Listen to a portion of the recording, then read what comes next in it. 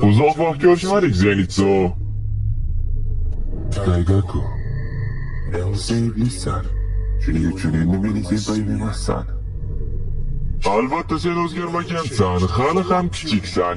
Sen tashxaltalik kasalligiga chalinib qolgandek ko'rinasan. Endi sen ustun bo'ldingmi? Qani Zenitsu? Sen birinchi shakldan boshqasini ishlata olasanmi? Sen past darajali oliy oy sifatida vaqtinchalik o'ynayotganingdan aniq mamnunsan. Ha? Hoy, sen endi javob bera olasanmi? Nega sen iblis bo'lding? Xo'sh, sen hech narsa. Nega sen?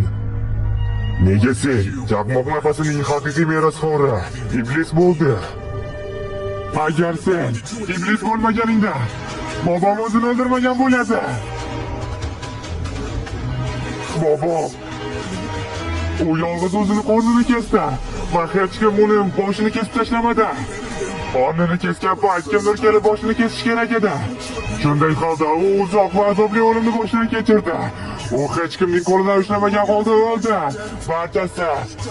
Ularning barchasi chaqmoq nafasini egallaydigan odamning iblislar tarafiga o'tib qolgani sababli. Lekin bu mening muammoim emas, shundaymi? Nima, men qayg'urishim kerakmi? Tavba qilamanmi? Men o'zim qilgan ishlar haqida qayta o'ylash niyatida emasman. Men har doim vaziyat qanday bo'lmasin, meni to'g'ri qadrlovchilar yonida turaman.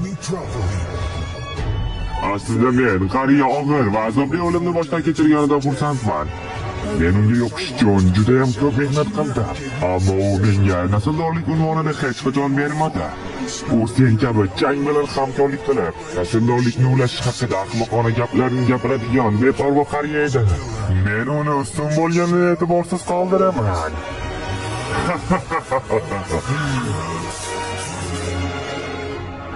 Bobom seni emasdi. Agar sen meni chang deb hisoblasang, unda sen ahmoqsan.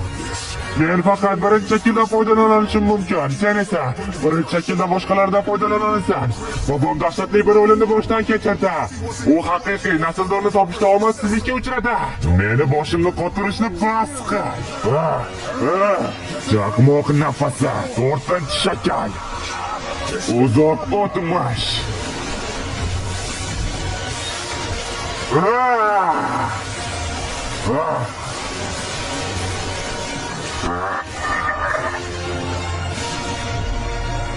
Sen ahmoqsan.